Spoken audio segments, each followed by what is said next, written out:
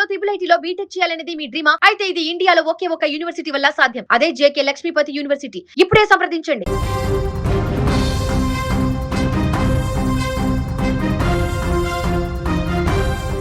ఢిల్లీ రాష్ట్రపతి భవన్ వేదికగా జరిగిన పద్మ పురస్కారాల ప్రదానోత్సవం ఇప్పుడు క్రీడాభిమానులలో చర్చనీయాంశంగా మారింది.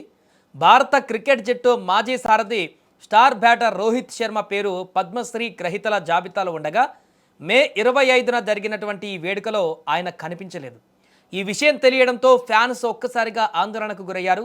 రోహిత్ ఎందుకు రాలేదని సోషల్ మీడియాలో రకరకాల ఊహాగానాలు కూడా మొదలయ్యాయి. అయితే అసలు విషయం తెలిసాక అందరూ ఊపిరి పీల్చుకున్నారు. దీని వెనుక ఎలాంటి వివాదాలు లేవు, ఇది కేవలం సాంకేతిక కారణాల వల్ల జరిగినటువంటి ప్రక్రియ మాత్రమేనని స్పష్టమవుతుంది. ప్రభుత్వం పద్మ అవార్డులను ఒకేసారి కాకుండా దశల వారీగా ప్రదానం చేస్తుంది. దీనికోసం ప్రత్యేకంగా కొన్ని విడతలుగా వేడుకలను నిర్వహిస్తారు.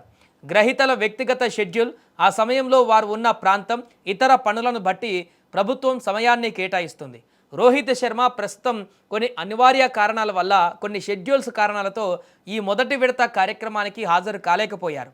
ఇదే వేడుకలో భారత మహిళా జట్టు కెప్టెన్ హర్మన్ప్రీత్ కౌర్ పద్మశ్రీ పురస్కారాన్ని అందుకున్నారు.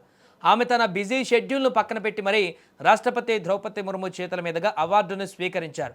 కానీ రోహిత్ శర్మకు మాత్రం వేరే పనుల వల్ల ఈ వేడుకకు రావడానికి కుదరలేదు. సో రాష్ట్రపతి భవన్ వర్గాలు వెల్లడించిన సమాచారం ప్రకారం ఇలా మొదటి విడతలో అవార్డులు అందుకోని విజేతలకు తదుపరి కార్యక్రమాలలో అవకాశం కల్పిస్తారు. ఏటా పద్మ అవార్డులు ప్రకటించిన తర్వాత ఇలాంటి వేడుకలు కొన్ని వారాల పాటు కొనసాగుతూనే ఉంటాయి. రోహిత్ శర్మ కూడా ఈ ఏడాది చివరిలో నిర్వహించే మరో ప్రత్యేక కార్యక్రమంలో తన పతకాన్ని అందుకుంటారు. దీనికి సంబంధించిన తేదీని కూడా రాష్ట్రపతి భవన్ త్వరలోనే ప్రకటించనుంది. రోహిత్ గైర్హాజరీని ఎవరు తప్పుగా అర్థం చేసుకోవాల్సిన అవసరం లేదు. ఆయన అద్భుతమైనటువంటి సేవలను గుర్తించి కేంద్ర ప్రభుత్వం ఈ గౌరవాన్ని ప్రకటించింది. అంతర్జాతీయ వేదికలపైన భారత జెండాను ఎగరవేసిన రోహిత్ శర్మకు పద్మశ్రీ రావడం పట్ల అభిమానులు ఇప్పటికీ హర్షం వ్యక్తం చేస్తున్నారు. ఈ అవార్డు ప్రధానోత్సవం తదుపరి ఘట్టం కోసం ఫ్యాన్స్ ఆసక్తిగా ఎదురుచూస్తున్నారు. త్వరలోనే రోహిత్ శర్మ రాష్ట్రపతి చేతుల మీదుగా పద్మశ్రీని స్వీకరిస్తారని, ఆ వేడుకల కోసం అందరూ వేచి చూడాలని క్రీడా విశ్లేషకులు చెబుతున్నారు.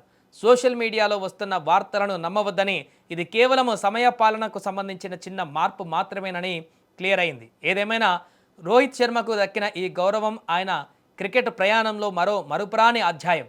త్వరలోనే ఆయన పద్మశ్రీ మెడల్తో కనిపిస్తారన్న వార్త ఫ్యాన్స్లో ఇప్పుడు కొత్త ఉత్సాహాన్ని నింపుతోంది.